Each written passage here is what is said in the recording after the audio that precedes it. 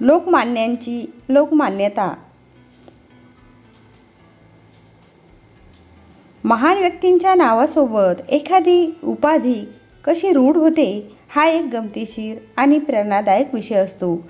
टिळकांना लोकमान्य, गांधींना महात्मा, सावरकरांना स्वातंत्र्यवीर, अत्र्यांना आचार्य, अण्णाभाऊ साठेंना लोकशाहीर अशी अनेक उदाहरणे आहेत.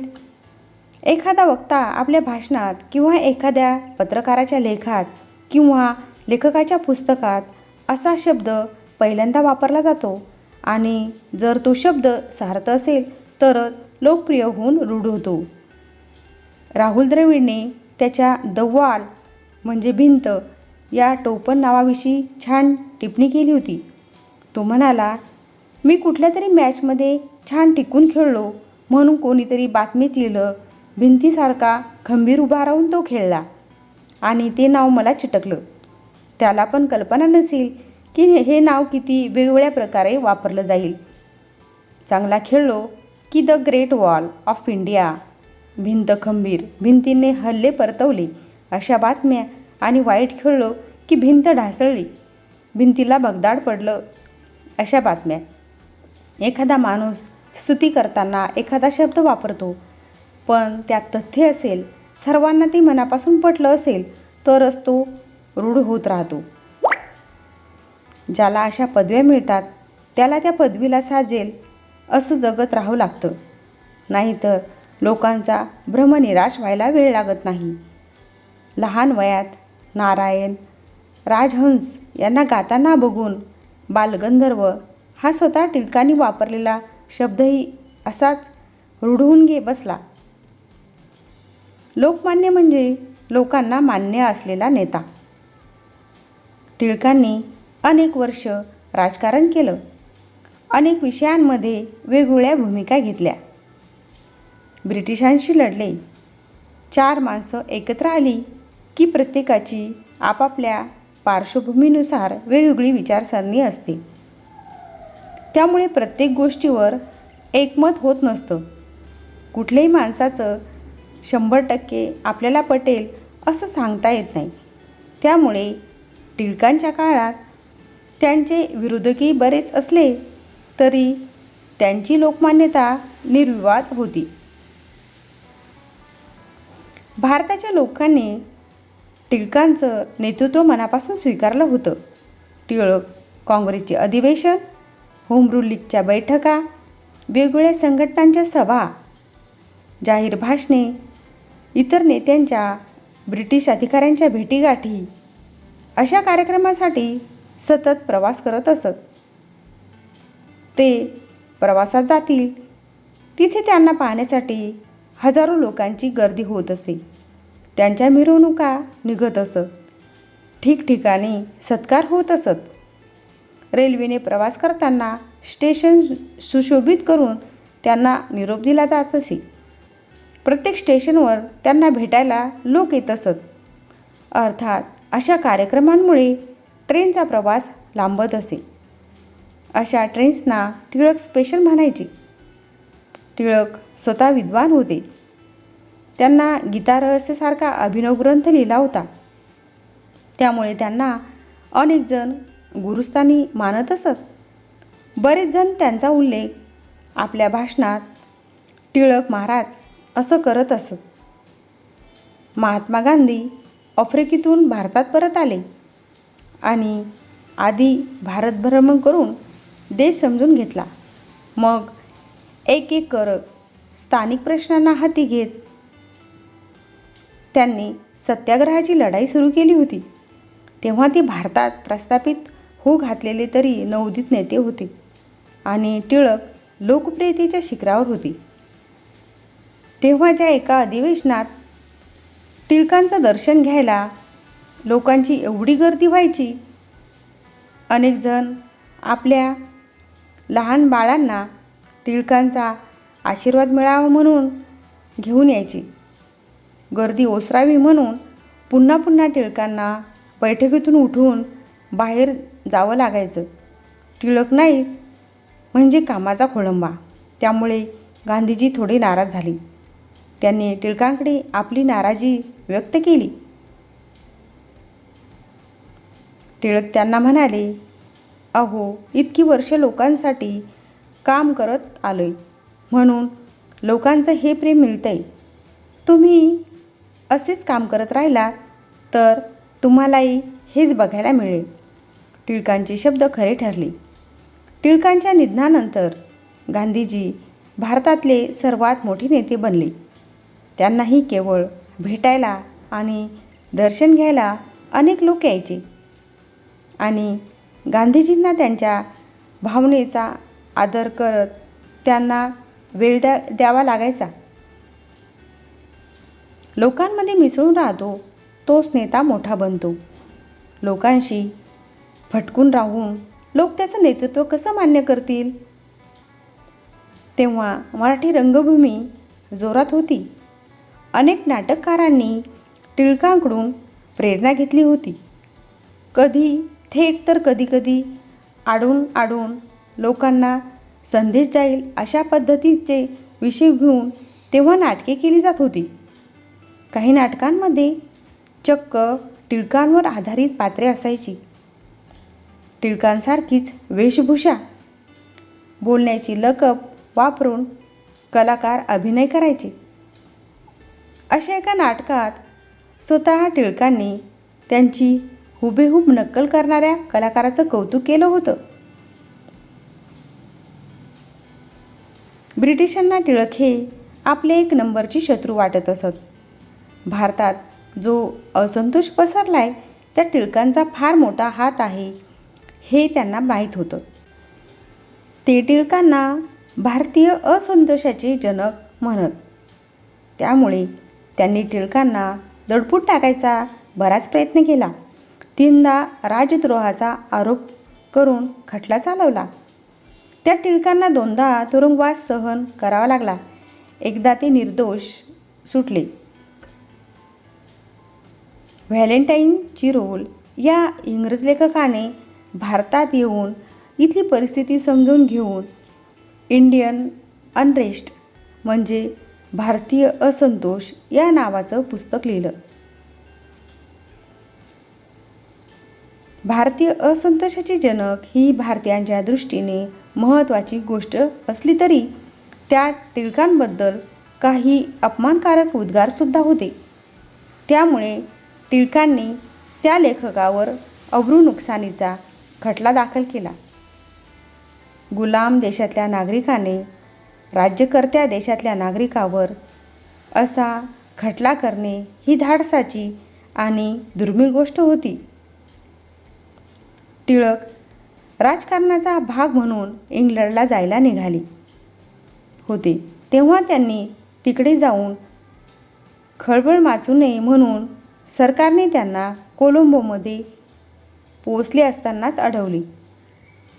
पुढे जाण्याची परवानगी नाकारली. त्यांना दौरा अर्धवट सोडून परत यावे लागले. पण त्यांनी ह्या चिरोल खटला इंग्लंडमध्ये लढवायचा म्हणून तिकडे जाण्याची परवानगी मागितली. त्यानिमित्ताने इंग्लंडमध्ये पोहोचल्यावर मग त्यांनी त्यांच्यावरचे निर्बंध उठवण्याची परवानगी मागितली. ब्रिटिशांनी अनेक देशात राज्य चालवले असले तरी त्यांना आपली राज्ययंत्रणा न्यायव्यवस्था सर्वश्रेष्ठ आहे असा गोड समज होता आणि आपल्या देशातल्या नागरिकांसमोर प्रतिमा फार खराब होऊ नये याचंसुद्धा दडपण असायचं. टिळकांनी आपल्या ह्या खटल्याचा वापर इंग्लंडला जाऊन तिथे भारतीयांच्या मागण्या, त्यांचे प्रश्न इंग्लंडच्या जनतेसमोर, तिथल्या विविध पक्षांच्या नेत्यांसमोर मांडण्यासाठी केला. इंग्रजांनी भारत सोडावा यासाठी ते भारतात किती छान राज्य करत आहे, भारताला इंग्रजांच्या राज्याची गरजच आहे, असे तिथल्या लोकांचे गैरसमज दूर होणे फार महत्त्वाचे होते. टिळकांनी आपल्या सहकाऱ्यांना पण तिकडे जाऊन तिकडे सभा परिषदा घेतल्या. तिथेसुद्धा वृत्तपत्र चालवून आपले विचार मांडले. भारतीयांच्या प्रश्नांचा पाठपुरावा केला. ह्या सर्वात प्रचंड खर्च झाला आणि शेवटी टिळक हरली. इंग्रजांनी आपल्या एका लेखकाला भारतीयाच्या तक्रारीवरून दोषी ठरवणे जवळपास अशक्य होते. टिळकांना ते हरले यापेक्षा त्यांना त्यांचे कार्य पुढे नेता आलं. ब्रिटिश न्यायव्यवस्था ते म्हणतात तितकी निष्पक्ष नाही हे जगाला दाखवता आलं याचं समाधान होतं. हा इंग्लंडचा दौरा करून आणि तिथे खटला लढून टिळकांना फार मोठं आर्थिक नुकसान झालं. त्यात त्यांचं जवळपास दिवाळं निघालं होतं. तरीही ते खचले नव्हते. गीतेचा त्यांनी लावलेला अर्थ आणि त्यांनी गीतारहस्यात मांडलेले विचार ते स्वतः आयुष्यभर स्थितप्रज्ञ राहून आचरणात आणत होते. त्यांच्याच एका पत्रात त्यांनी लिहिलंय, माझ्यावर अगदी आकाश जरी कोसळले तरी निराश न होता मी त्या कोसळलेल्या आकाशाचा सुद्धा माझ्या उद्दिष्टांसाठी कसा वापर होईल ते पाहीन. परिस्थितीला आपल्यावर सत्ता गाजवू देता कामा नये.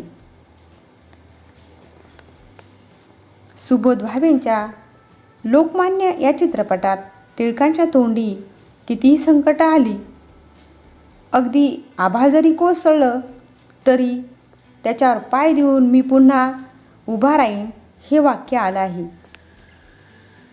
सुबोध भावेने ते प्रचंड द्वेषाने फार प्रभावी पद्धतीने म्हटले. त्या चित्रपटातलं हे माझं सर्वात आवडतं वाक्य आहे. ते ह्या पत्रात स्वतः टिळकांनी लिहिल्यासारखंच आहे. टिळकांना फार मोठा आर्थिक फटका बसलाय ह्याची लोकांना कणकण लागलीच. त्यांचे चाहते अस्वस्थ झाले. लोकमान्यांना लोकांनी वाऱ्यावर सोडणे शक्य नव्हते. असेच एक अनुयायी पराडकर टिळकांचे सहकारी आणि केसरीचे संपादक नचिकेळकर यांना जाऊन भेटले. ते म्हणाले, आपण अनुयायांनी यासाठी काहीतरी करायला हवे. केळकर म्हणाले, अहो पण त्यांना बसलेला आघात काही सामान्य नाही. पराडकर म्हणाले, लोकमान्यांची लोकमान्यता देखील सामान्य नाही. आपण सर्वांनी मनावर घेतलं तर आपण ह्या आघाताचे निवारण करू शकतो. केळकर म्हणाले, बोलणं ठीक आहे, पण तुम्ही प्रत्यक्ष करू काय शकता? पराडकर म्हणाले, आज मला हे समजले आणि मी पुढे आलो. आज माझ्या व्यवसायातून जी काही पुंजी जमा होईल ती मी टिळकांसाठी देईल. असं सर्वांनी जमेल ते करावं. केळकर म्हणाले, म्हणजे किती रक्कम म्हणताय तुम्ही? पराडकर म्हणाले, अंदाजे 1,500. 1,500 ही आजही छोटी रक्कम नाही आणि त्या काळी तर अजिबात नव्हती.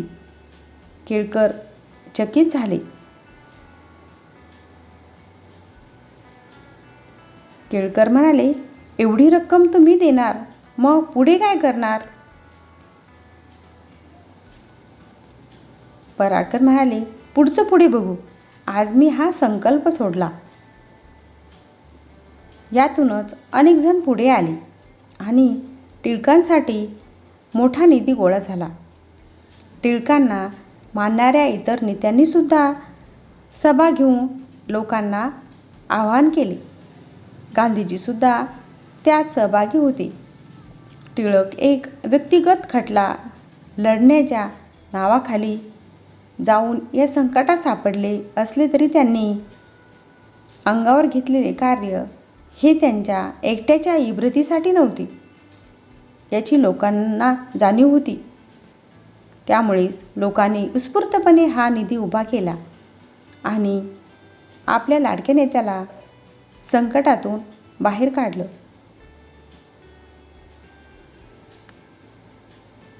काही जणांनी यावर टीका केली आणि लोकमान्यांना पत्र लिहून तक्रार केली, तेव्हा इंग्लंडमधून स्वतः टिळकांनी भारतात पत्र पाठवून निधी गोळा करणे थांबवण्याची विनंती केली. लोकमान्यांची लोकमान्यता दाखवणारे भरपूर प्रसंग आणि किस्से आहेत. त्यातले मोजकेच मी इथे दिलेत. आभाळ कोसळलं तरी त्यावर पाय देऊन उभं राहण्याचा आत्मविश्वास असलेला लोकमान्यांनी हाच आत्मविश्वास, स्वाभिमान, देशाभिमान त्यांच्या काळातल्या लोकांमध्ये जागवला आणि ब्रिटिशांना आव्हान दिलं. त्यांच्या आयुष्याबद्दल माहिती मिळाली की आजही लोकांना प्रेरणा मिळते.